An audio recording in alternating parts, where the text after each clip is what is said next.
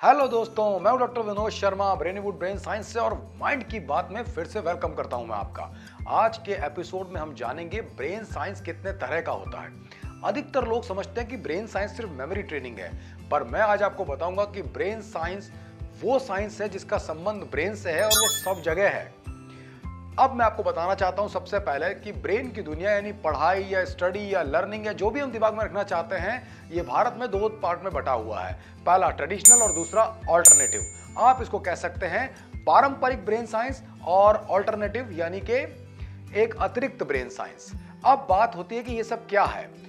पारंपरिक या ट्रेडिशनल या कन्वेंशनल ब्रेन साइंस का मतलब है जहां पर आपकी पढ़ाई का एक स्ट्रक्चर है और उसमें आपको कोई बदले में सर्टिफिकेट, डिग्री या मार्कशीट मिलती है, जिसके लिए जो संबंधित संस्थाएं हैं वो है school, coaching centres, tuition centres और यूनिवर्सिटीज, कॉलेजेस वगैरह।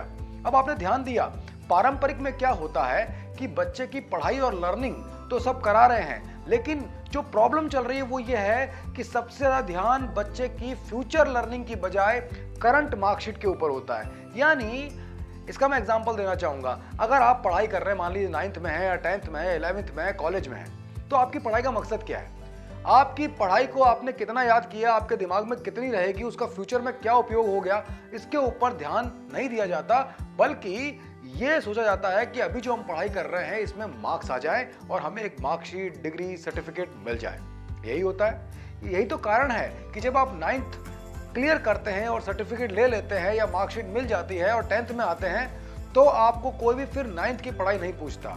क्यों? क्योंकि अब आपने उसके बदले में एक सर्टिफिकेट ले लिया है। यहां तक कि बचपन की पढ़ाई पूरी करने के बाद अब आपको अपनी पढ़ाई बचपन की याद नहीं है तो कोई पूछता भी नहीं है। सवाल यह है कि एग्जाम से पहले उस पर इतनी बातचीत हो रही है कि कोचिंग भी पूछ रहा है, पेरेंट्स भी पूछ रहे हैं, टीचर भी पूछ रहे हैं, स्कूल भी पूछ रहा है। एग्जाम खत्म होने के बाद अगर आपको वो आंसर अब याद नहीं आ रहा है तो किसी को कोई दिक्कत नहीं है, क्योंकि आपके पास एक सर्टिफिकेट आ गया है। तो ट्रेडिशनल में जो अभी एक दिक्कत दिखाई देती है वो ये है कि वहां लर्निंग या नॉलेज के रिटेंशन से ज्यादा उस मार्कशीट पे फोकस किया जाता है। अब वहां पर महत्वपूर्ण क्या हुआ? आपका डिग्री या सर्टिफिकेट, यानी कि आपकी मेमोरी टेस्ट या रिटेंशन या रिकलेक्शन या आपकी लर्निंग का सिर्फ एक सिंगल डे का वो टेस्ट होता है जो है एग्जाम का दिन। क्योंकि उसके बाद अगर आप फिर से भूल जाते हैं तो आपको कोई कुछ नहीं कहेगा। तो ये हुआ हमारा ट्रेडिशनल स्ट्रक्चर। ये भी अपने आप में एक ब्रेन साइंस ही है, क्योंकि वहां पर ब्रेन का ही तो पढ़ाई होता है, ब्रेन में ही तो लर्निंग जाती है, ब्रेन की ही तो तैयारी होती है। किसी भी स्कूल में बच्चे अपनी बॉडी बनाने थोड़ी जाते हैं, वो सब उनके ब्रेन की तैयारी के ऊपर ही होता है। लेकिन उसमें छोटी सी गड़बड़ ये हो गई कि वहां मार्कशीट को ज्यादा इंपॉर्टेंस दी गई है पढ़ाई की लर्निंग के फ्यूचर इंपैक्ट से ज्यादा। अब यहां पर एक और ब्रेन साइंस होता है, उसे बोलते हैं ऑल्टरनेटिव ब्रेन साइंस। उसमें क्या होता है? उसमें आपकी लर्निंग किसी भी डिग्री या मार्कशीट से ज्यादा जरूरी हो जाती है। पेरेंट्स जो चीजें स्कूल के अलावा भी बच्चों के लिए उन्हें जरूरी लगती है वो बाहर से उन्हें सिखाते हैं, जहां पर उन्हें डिग्री या सर्टिफिकेट या कोई मार्कशीट से ज्यादा उस पर्टिकुलर स्किल या नॉलेज या लर्निंग पर उनका ध्यान होता है। एग्जाम्पल के तौर पे मान लीजिए एक पेरेंट अपने बच्चे को अच्छी अंग्रेजी बोलना सिखाने के लिए स्पोकन इंग्लिश इंस्टीट्यूट में डालते हैं। अब यहां पर क्या जरूरी है? अंग्रेजी बोल पाना या लास्ट में एक सर्टिफिकेट मिल जाना? मान लीजिए बच्चे को सर्टिफिकेट तो मिल गया लेकिन वो अंग्रेजी अभी भी नहीं बोल पा रहा, तो क्या पेरेंट या बच्चा सेटिस्फाइड होंगे?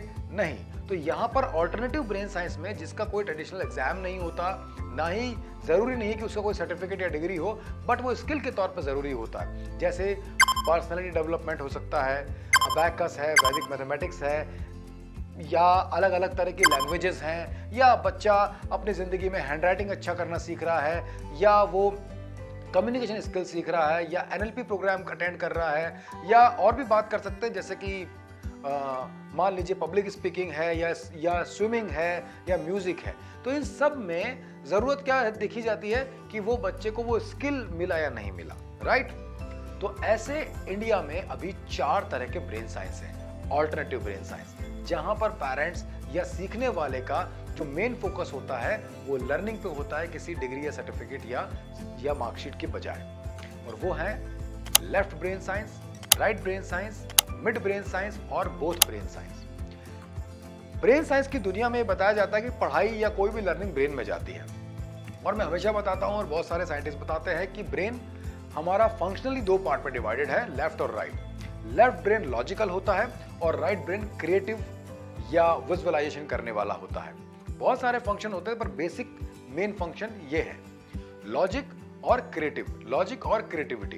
तो अगर लेफ्ट ब्रेन साइंस की बात करते तो इसका मतलब वो आपके लॉजिक की ट्रेनिंग हो रही है, अगर राइट ब्रेन की बात करते तो वो आपकी क्रिएटिविटी को ट्रेन करने का काम हो रहा है। इस तरह से इंडिया में 4 तरह का ब्रेन साइंस बताया गया है, left brain science, right brain science, mid brain science और बोथ ब्रेन साइंस, जब हम ऑल्टरनेटिव ब्रेन साइंस की बात करते हैं। सबसे पहले आता है लेफ्ट ब्रेन साइंस, यानी कि लॉजिकल ब्रेन की ट्रेनिंग, जिसमें आपके तर्क की, आपके सिद्धांतों की, आपकी लॉजिक की ट्रेनिंग होती है। लॉजिक का सिंपल मतलब होता है जब आप किसी एक इंफॉर्मेशन को दूसरी इंफॉर्मेशन के साथ रिपीट कर सकते हैं, जैसे कि प्लस माइनस करना, मल्टीप्लिकेशन करना, जिसमें आपने अगर 2 + 2 सीखा है तो आप 2 + 3 भी निकाल सकते हैं। That is called logic. Logic में बेसिक सिद्धांत होता है, जिसके बाद आप उस सिद्धांत का सहारा लेते हुए आप क्या कर सकते हैं, उसी तरह की सिमिलर मेमोरीज और इंफॉर्मेशन को डेवलप कर सकते हैं। इट इज कॉल्ड तर्क या लॉजिक। दुनिया में इंसान अभी इस वक्त 2 ही तरह से किसी बात पर विश्वास करते हैं, या तो वो बात में कोई लॉजिक हो, यानी वो समझ में आती हो, उसका बेस समझ में आता हो, या फिर वो दिखाई देती हो, यानी कि उसको देख सकता हो। या तो वो समझ आती हो या वो दिखाई देती हो। मान लो मैं कहता हूं कि मैं जो है मंगल ग्रह पर जाकर आया हूं। अब मैं ये बोल रहा हूं तो आप सुन तो रहे हैं, पर क्या आप इस पर विश्वास कर रहे हैं? नहीं। अब लॉजिक में ये कहता हूं कि मैं मंगल ग्रह पर जाकर आया हूं अपने सपने में, तो आपको लगता है लॉजिकली हाँ ये पॉसिबल है, तो अब आप विश्वास कर रहे हैं। या फिर असली में मैं किसी मंगल ग्रह पर जाकर के वहां से फोटो भेजूं अपना, तो आप विश्वास करेंगे। तो यस, लॉजिकल ब्रेन की ट्रेनिंग जो होती है वो लेफ्ट ब्रेन ट्रेनिंग कहलाती है, और ये अपने आप में वर्ल्ड में सबसे ज्यादा पॉपुलर है। मैथमेटिक्स की ट्रेनिंग के साथ साथ, गणित पढ़ने के साथ साथ इंडिया में अलग से ऑल्टरनेटिवली पेरेंट्स बच्चों को इसकी ट्रेनिंग करना सिखाते हैं, और उसके लिए रीजनिंग होता है, तर्क शक्ति होता है, IQ डेवलपमेंट होता है, और एक और कोर्स होता है वैदिक मैथमेटिक्स। वैदिक मैथ्स इसमें बहुत ही पॉपुलर कोर्स है, राइट। वैदिक मैथ्स बहुत पुराना भी है, वेदों से निकला है, और आप एक पर्टिकुलर प्रॉब्लम को सॉल्व करने के मल्टीपल सॉल्यूशंस ढूंढ सकते हैं वैदिक मैथमेटिक्स में। वैदिक मैथ्स का सिंपल मतलब होता है one problem has so many solutions. तो जितने ज्यादा सॉल्यूशंस पता होंगे उतने ज्यादा आसान और समय कम लगेगा उस प्रॉब्लम को सॉल्व करने में, राइट। जैसे आपके घर पे आने का जितने ज्यादा रास्ते पता होंगे उतना जल्दी आप पहुंच पाएंगे। जब हम किसी नए शहर में जाते हैं तो किसी एक जगह पर जाने का अगर एक ही रास्ता पता होता है तो हम ज्यादा देर तक रुकते नहीं हैं, जल्दी पहुंचना चाहते हैं। अगर हम वहीं रहते हैं तो हमें बहुत सारे रास्ते पता होते हैं। ये बेसिक है वैदिक मैथमेटिक्स का।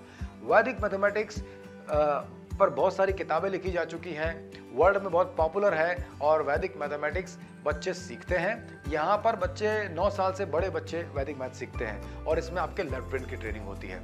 सेकंड पार्ट आता है राइट ब्रेन ट्रेनिंग, यानी क्रिएटिव ब्रेन की ट्रेनिंग। इंडिया में ऐसे बहुत सारे प्रोग्राम हैं जो आपकी विजुअलाइजेशन और क्रिएटिविटी की ट्रेनिंग करते हैं, जैसे कैलीग्राफी है, ऑरिगेमी है, या बहुत ही पॉपुलर प्रोग्राम का नाम है अबैकस। अबैकस वैसे तो किसी गणित को सॉल्व करने वाला पॉपुलर प्रोग्राम लगता है, लेकिन वास्तव में अगर आप किसी अबैकस टीचर से पूछेंगे तो विजुअलाइजेशन और क्रिएटिविटी की वो ट्रेनिंग करता है। अबैकस में बीट्स के शेप से बच्चे बहुत सारे सम्स कर पाते हैं। आमतौर पे प्लस माइनस करने पर फोकस होता है, इस वजह से इसमें छोटे बच्चे आते हैं। अबैकस गणित का बारे में कहा तो जाता है, लेकिन मेरा ये मानना है कि ये गणित से ज्यादा क्रिएटिविटी और आपकी कल्पना शक्ति और इमेजिनेशन की ट्रेनिंग करता है, क्योंकि इसमें 9th 10th 11th 12th के बच्चे, इंजीनियरिंग के बच्चे कम दिखाई देते हैं, और इसके साथ साथ mensuration, geometry, trigonometry, algebra, arithmetic जैसी प्रॉब्लम इसमें सॉल्व नहीं होती। तो कुल मिला के ये एक विजुअल तरीका होता है आपके सम्स को देखने का, और इसमें बीट्स एक अबैकस इंस्ट्रूमेंट होता है जिसकी मदद से उसके बीट्स के शेप से बच्चे निकाल पाते हैं एक पर्टिकुलर प्रॉब्लम का सॉल्यूशन। लेकिन वास्तव में ये क्रिएटिविटी की ट्रेनिंग करता है। तो अगर आप एक अबैकस टीचर हैं तो आप इस बात को पेरेंट्स को बता सकते हैं कि abacus is good for creativity and visualisation, imagination, जो बच्चे के लिए बहुत जरूरी भी है।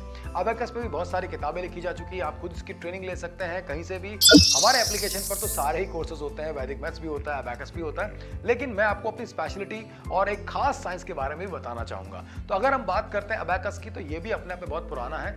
अगर इसके बिजनेस की बात करें तो वैदिक मैथमेटिक्स और अबेकस दोनों का फ्रेंचाइजी प्रोग्राम भी इंडिया में बहुत जगह चलता है, और इसके साथ साथ लोग इसे सीख करके बच्चों को सिखा भी सकते हैं, यानी ये ट्रेनिंग खुद ली जा सकती है, और अबेकस एक बहुत ही पॉपुलर प्रोग्राम रहा है। अब बात करते हैं तीसरा साइंस, मिड ब्रेन, लेफ्ट और राइट के बीच का।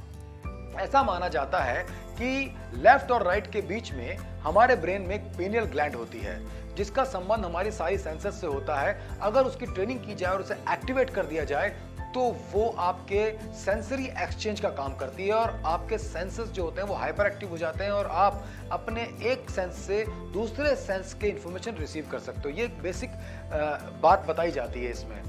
हठ योग प्रदीपिका और हमारे वेदों में, यहाँ तक कि हनुमान चालीसा में भी एक खास तरह की शक्ति का वर्णन है जो इससे ही मिलती जुलती है, और खास तौर पर इसे कुंडलिनी जागरण में आज्ञा चक्र का जागरण कहा जाता है, जो कि यहाँ पर होता है। तो अगर ये इसके तो बेसिक में बता दे रहा हूं, लेकिन मैं मिड ब्रेन एक्टिवेशन के ऊपर कई बार ज्यादा सोच में पड़ जाता हूं। आपने सुना होगा मिड ब्रेन या मिड ब्रेन एक्टिवेशन। इसमें कई सारे बच्चे इसे ब्रेन ऑप्टिमाइजेशन भी कहते हैं या ब्रेन एक्टिवेशन भी कहते हैं, जिसमें आपको छोटे छोटे बच्चे दिखाई देंगे जो आंख पर पट्टी बांध लेते हैं और उसके बाद भी देख पाते हैं। वो दावा करते हैं कि वो छू कर, सूंघ कर, अपनी दूसरे सेंसेस का इस्तेमाल करके भी आंखों वाला काम कर सकते हैं, जैसे कि वो छू करके रंग बता देते हैं, सूंघ करके कोई सेंटेंस पढ़ लेते हैं, या आंख पे पट्टी बांधकर पेनिट्रेट करके देख पाते हैं। यहां तक कि ऐसे कई बच्चे दावा भी करते हैं कि वो दीवारों के पार या दूसरे कमरों में भी देख पाते हैं। अब मिड ब्रेन एक्टिवेशन क्या चीज है, ये भी इंडिया में बहुत पॉपुलर दिखाई देता है और बहुत सारे पेरेंट्स को करवाते भी रहते हैं, लेकिन मैं मेरी ओपिनियन बताने जा रहा हूं आपको।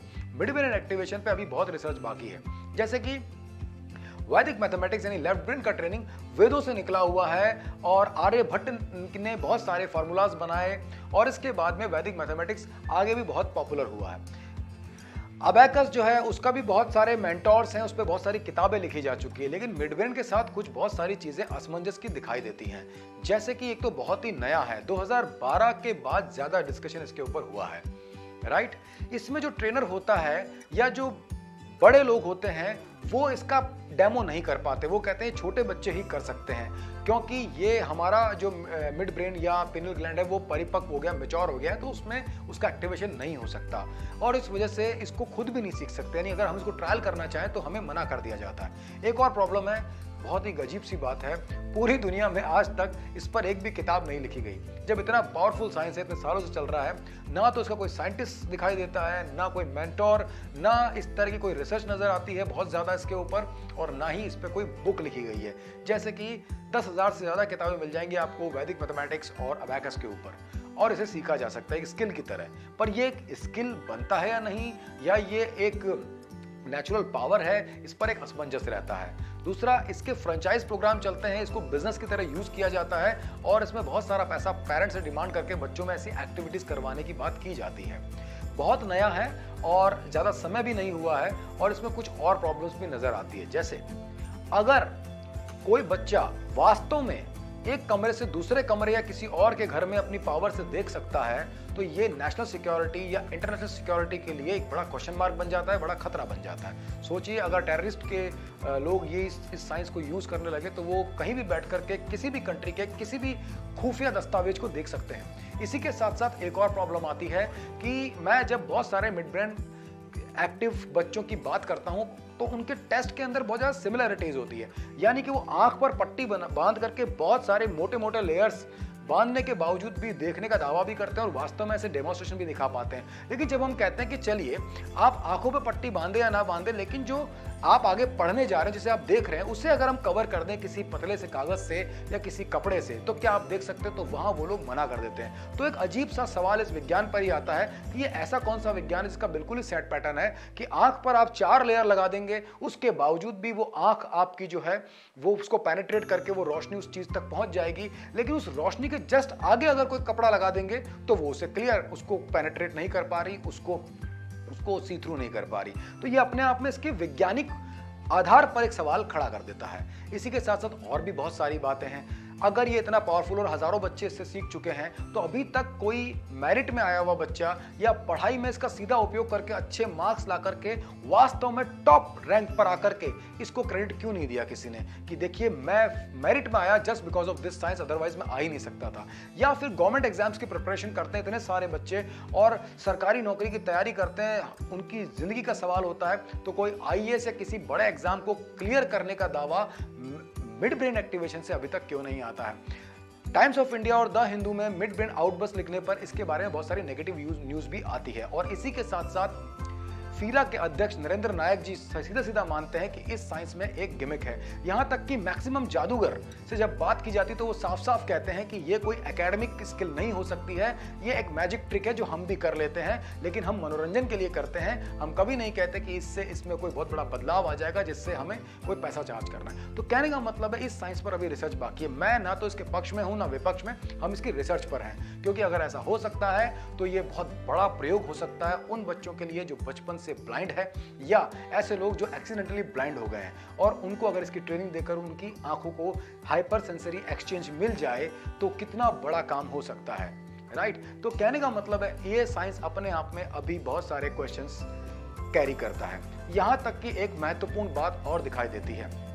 कई लोग कहते हैं कि कुछ स्टेट गवर्नमेंट्स ने इसको अपने सिलेबस में डालने की बात करी है। अब यहाँ एक बहुत इंपॉर्टेंट बात आती है कि अगर इसको सिलेबस में डाला जा रहा है तो फिर ये बिना रिसर्च के, बिना इसका सिलेबस तैयार किए ये कैसे पॉसिबल है, और अगर ये फ्यूचर में कोई गिमिक निकला तो कितना बड़ा नुकसान इससे हो सकता है। अब बात करते हैं चौथे यानी कि फोर्थ ब्रेन साइंस की, अल्टरनेटिव ब्रेन साइंस की, और वो होता है बोथ ब्रेन साइंस, यानी कि लेफ्ट और राइट ब्रेन टुगेदर। लेफ्ट का लॉजिक और राइट की क्रिएटिविटी को एक साथ मिलाया जाए तो आपका ब्रेन बनेगा क्रिएटिवली लॉजिकल, जिसमें आप विजुअलाइजेशन, इमेजिनेशन का इस्तेमाल करेंगे और इसके साथ साथ लॉजिक का इस्तेमाल करेंगे, कोडिंग डिकोडिंग करेंगे और आपके ब्रेन का बेस्ट उपयोग करेंगे।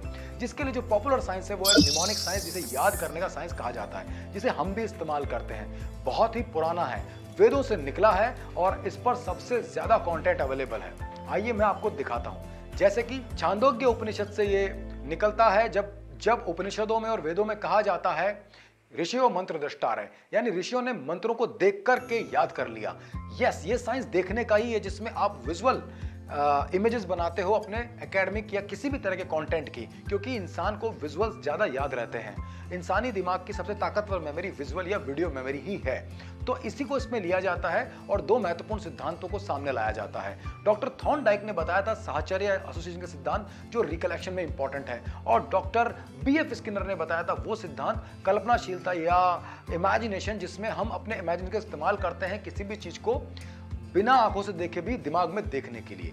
तो ये दो पावरफुल प्रिंसिपल्स हैं साइकोलॉजी के, जिसको यूज करके इस साइंस को इस्तेमाल किया जाता है। 10,000 से ज्यादा किताबें अब तक लिखी जा चुकी है। विकिपीडिया पर इस पर बहुत सारी रिसर्च आप चेक कर सकते हैं। कमाल की बात यह है कि हर विद्वान ने इसे इस्तेमाल किया है, चाहे वो प्लेटो है, वो कहते हैं नॉलेज इज बट रिमेंबरेंस, और रिमेंबरेंस इज ऑलवेज विजुअल। और अगर हम बात करें इसकी एकेडमिक स्ट्रक्चर की, तो जब पूरी दुनिया में कहीं पर भी एजुकेशन का कोई फॉर्मल स्ट्रक्चर नहीं था, अभी जो सिलेबस चलता है उस तरह से, उससे पहले ब्रूनो नाम के विद्वान ने इस पर कई पुस्तकें लिखी और इसको ट्रेनिंग देना स्टार्ट किया रोमन एम्पायर के अंदर, और आगे जाकर के बहुत सारे लोगों ने इसे यूज किया। यहां तक कि भारत में विवेकानंद जी की स्मृति भी बहुत ही महत्वपूर्ण मानी जाती थी, और वो हमेशा कहते थे कि मैं इमेजिन करता हूं और उसके बाद याद कर लेता हूं। और इस साइंस पे बहुत सारी मूवीज बनी हैं, जैसे कि लूसी बनी है, जॉनी निमोनिक बनी है, इंडिया में याद रखेंगे आप बनी है, और ये अपने आप में बहुत ही प्रूवन साइंस है। और आपको जान के अच्छा लगेगा कि इसके जो महत्वपूर्ण सिद्धांत है वो भारत में बीएड करने के लिए जो साइकोलॉजी ऑफ एजुकेशन की बुक चलती है उसमें भी दिए जाते हैं, जैसे कि कल्पनाशीलता या साहचर्य या प्लेटू ऑफ लर्निंग या dimensions of education, multiple intelligence वगैरह वगैरह। यानी एक तरह से ये माना जा सकता है कि national council of teacher education जो बीएड का सिलेबस बनाती है वो इन्हीं निमोनिक के सिद्धांतों का अलग अलग पार्ट में अपनी किताब में उसको रखती है। तो एक तरह से ये मान सकते हैं कि एकेडमिकली बहुत ही प्रूवन चीज है। अब बात करते हैं कि निमोनिक साइंस किस सिद्धांत पे काम करता है। ये पढ़ाई के टेक्स्ट को कन्वर्ट करके विजुअल में कन्वर्ट कर देता है, और उसके बाद एक इमेजिनेशन में हम उसे फील कर लेते हैं, जिससे वो तेजी से याद होने लगता है। और ये साइंस इतना पावरफुल है कि इस पर कई सारी किताबें लिखी जा चुकी है। एक किताब तो मैंने भी लिखी है जो आपने जरूर पढ़ी होगी या पढ़ सकते हैं, ब्रेन साइंस कंटिन्यूअस लर्निंग और इसके साथ साथ इस पर बहुत सारा काम भी हुआ है, लेकिन फिर भी इसे किसी एकेडमिक में यूज करने के लिए दुनिया में बहुत ही कम काम हुआ है। इसे पॉपुलरली मेमोरी साइंस भी कहा जाता है, जिसमें लेफ्ट ब्रेन का लॉजिक और राइट ब्रेन की विजुअल और क्रिएटिविटी का इस्तेमाल करते हैं एक साथ किसी कंटेंट को परमानेंट करने के लिए। है ना कमाल की बात। तो ये 4 तरह के साइंस होते हैं दोस्तों, जिनमें से सबसे पावरफुल है बोथ ब्रेन साइंस, क्योंकि इसके टेस्टिमोनियल्स भी बहुत ज्यादा है, इसका बैकग्राउंड भी बहुत स्ट्रांग है, इसका डायरेक्ट यूज हो सकता है। इसे कोई भी 5 से 10 मिनट में इसका डेमो देख करके, इसको सीख करके, इसको टेस्ट कर सकता है कि कितना पावरफुल साइंस है, और ये इंसान की बेसिक मेमोरी से बना है। तो अब मैं यहाँ पर बताना चाहूंगा कि ये 4 साइंस जो वर्ल्ड में पॉपुलर है, उनमें से सबसे पावरफुल है बोथ ब्रेन साइंस, इसको एसोसिएटिव ब्रेन साइंस भी कहते हैं, और लेफ्ट राइट बोथ, इस पर तो हम भी काम करते हैं और हमारे एप्लीकेशन पे आपको ये नजर भी आएंगे। तो आपने देखा किस तरह के ब्रेन साइंसेस होते हैं, और पढ़ाई में सबसे ज्यादा यूज हो सकता है निमोनिक्स यानी both brain science, associative brain या क्रिएटिविटी एंड लॉजिक टुगेदर। इससे आपकी मेमोरी भी बढ़ेगी, रिटेंशन भी स्ट्रांग होगा और रिकलेक्शन एक्यूरेट और क्विक होगा। तो आप बन सकते हैं एक सुपर ब्रेन के मालिक। आज मैंने आपको बेसिक जानकारी दी, अगर आपको ये अच्छी लगी हो तो हमें बताएं। Thank you so much. Keep watching, keep learning through mind की बात।